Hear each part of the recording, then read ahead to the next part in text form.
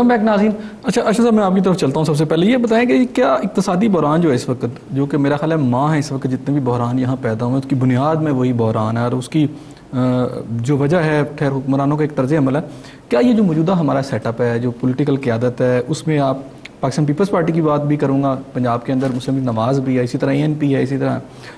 Pakistan Peoples party Sindh میں بھی موجود ہے,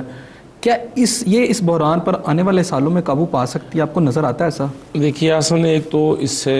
آپ اتفاق کریں گے کہ یہ جو ایک اقتصادی بحران جو پاکستان میں نظر آ رہا ہے یہ صرف پاکستان میں نہیں ہے.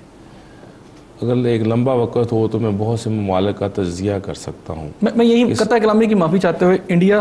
اس کی گروتھ جو اکنامی کی ہے وہ بہتر ہے, بنگلہ دیش اوپر جا رہا ہے, ہمارے ارد گرد کے تمام ممالک ہم سے اوپر جا رہے ہیں اور ترقی کر رہے ہیں. پاکستان کی بات اور دنیا کی سب سے بڑی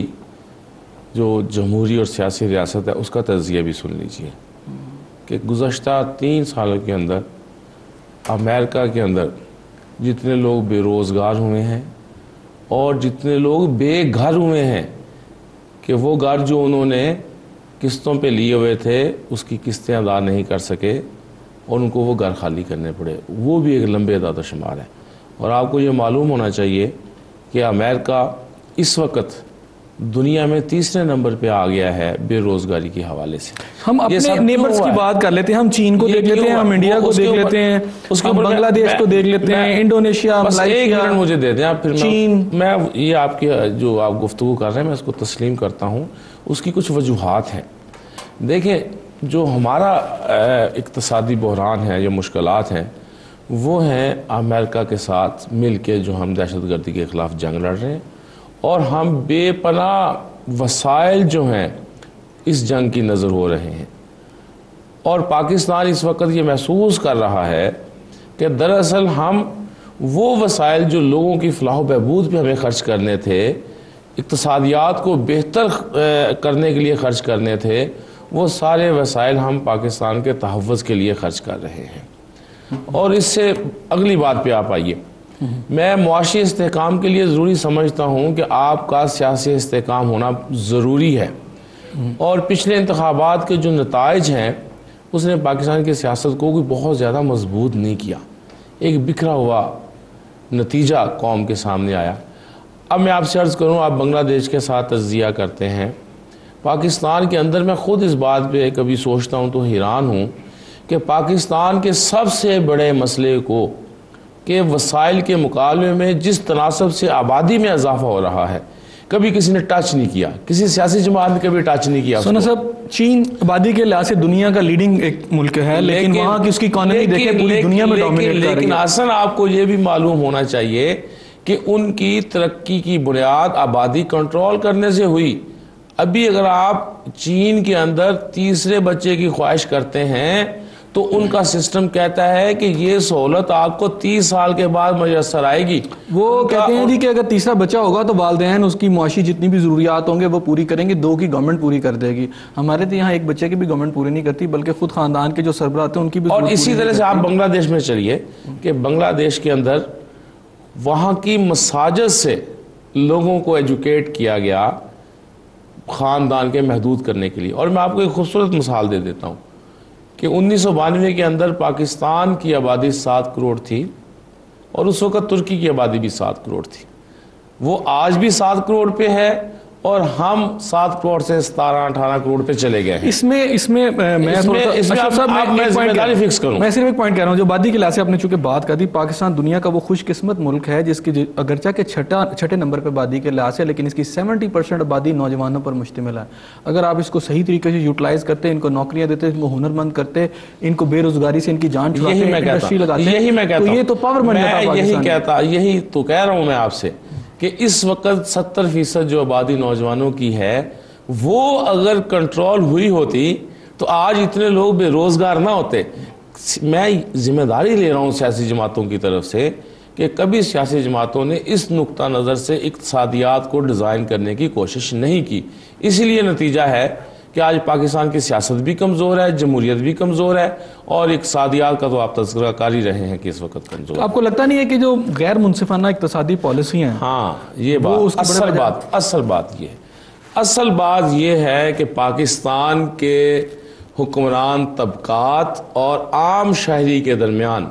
معیار زندگی کا جو فاصلہ ہے بہت زیادہ اور جو فرق ہے بہت زیادہ، اس سوچ نے کبھی منصفانہ اقتصادی پالیسیاں نہیں بنائیں، قطع نظر اس بات کے کہ ان کا تعلق کس سیاسی جماعت سے ہے، اس لیے کہ اقتصادی پالیسی بنانے والے عام شخص سے ووٹ تو لیتے ہیں،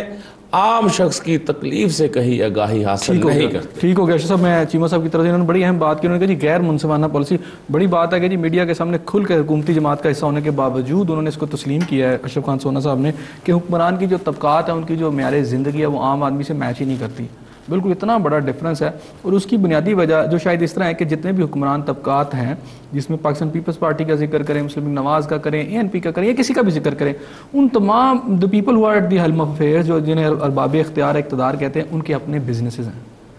کسی کی فیکٹری ہیں تو کسی کی ملیں ہیں اور کسی کا زرعی رقبہ اتنا، تو وہ پالیسیاں بھی اس طرح کی بناتے ہیں کہ غریب آدمی پہ اس کا بوجھ آتا ہے، اور اس طبقے کو جس کی جو خود سارا کنٹرول کر رہا ہے اس بزنس کو، ان پہ یہ اثر نہیں آتا۔ اس وجہ سے پاکستان جو ہے غیر منصفانہ اقتصادی پالیسیوں کی وجہ سے ان مشکلات کا سامنا کر رہا ہے۔ اس پہ آپ کیا کہتے ہیں؟ بسم اللہ الرحمن الرحیم۔ دیکھیں اس میں پہلی بات جو سونا صاحب کہہ رہے تھے آبادی کی، کہ آبادی تو وقت نے ثابت کیا ہے کہ یہ ایک ایسٹ ہے، یہ لائبلٹی بھر نہیں ہے۔ اس وقت دنیا میں جو اگر یورپین کنٹریز کی بات کر لیں، امریکہ کی بات، ترقی یافتہ دنیا کی بات کر لیں، تو ان کی اگر دیکھیں گروتھ تو اس وقت 2% سے نیچے ہے، 1.5 1.6 کے لگ بھگ ایوریج آ رہی ہے، جاپان اور یہ وہ سارے۔ لیکن اس کے مقابلے میں اگر ادھر دیکھیں، مطلب جن ملکوں کی آبادی زیادہ تھی برکس میں، مطلب پہلے برک تھا جو آج کل برکس ہو گیا، برازیل، رشیا، انڈیا، چائنا اور ساؤتھ افریقہ اس میں شامل ہو گیا۔ اس کے بعد مطلب اگر ترکی دیکھیں، اس سال 11% کی پریڈکشن ہے ان کی، 11% کے حساب سے پاپولیشن گروتھ کرے گی۔ انڈونیشیا ہے، باقی ملک ہیں۔ سو دیکھیں تو جہاں جہاں آبادی زیادہ تھی وہاں پہ اس وقت وہ مطلب جسے کہتے ہیں بومنگ اکانومیز کہہ لیں یا ہارٹ اکانومیز، آج کے مطلب ابھی اکانومیز جو اس ہفتے کا وہ پڑھے ہیں تو ہارٹ اکانومیز جو 25 ہارٹ اکانومیز ہیں اس میں 80% ملک وہ ہیں 25 ہارٹ اکانومی میں 80% یا 90% ملک وہ ہیں جن کی آبادی زیادہ ہے، اور ان کی اس وقت جو گروتھ ہو رہی ہے ورسز مطلب ڈیولپ ورلڈ جن کی 1.5% ہے، ان کی اگر دیکھیں تو 5.5 سے زیادہ ہے ایوریج، جو کہ رینج کر رہی ہے 11% سے لے کے 11% اور 5% کے درمیان رینج کر رہی ہے۔ سو اس کا مطلب ہے کہ جہاں جہاں آبادی زیادہ تھی وہ اکانومیز وہ گرو کر رہی ہیں۔ اکانومی دوسرا یہ تھا وہ پیچھے بہت ہیں، مطلب ان کے درمیان روم ٹو پلے بہت زیادہ ہے، کہ دیکھیں ہماری مطلب انکم جو ہے وہ $1000 ہے، جبکہ ڈیولپ ورلڈ میں جو انکم ہے وہ $25,000 سے لے کے $40,000 $50,000 تک $48,000 تک پر کیپٹا انکم ہے۔ اب جس بندے کی پہلی 48 گنا انکم ہے وہ تو اگر 2% بڑھاتا ہے تو اس کا مطلب $960 اس کی اور بڑھ گئی۔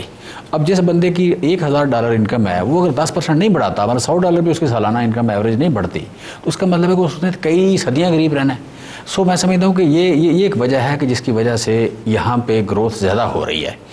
لیکن پاکستان میں بھر نہیں ہو رہی۔ پاکستان میں جو مطلب ہم ایک بار ایک ٹریک پہ چڑھ کے دوبارہ ہم گر گئے ہیں اس ٹریک سے کہ ہماری دوبارہ گروتھ جو سلو ہو گئی ہے، تو جو ملک ہم سے بہت پیچھے تھے، آپ بنگلہ دیش کی بات کر لیں، سری لنکا کی بات کر لیں، ابھی میں ریسنٹلی چائنا میں گیا تھا، وہاں بار بار سری لنکا کا جو وفد ہے ایک ہی بات کر رہا تھا جی کہ ہم نے پچھلے 8 سال میں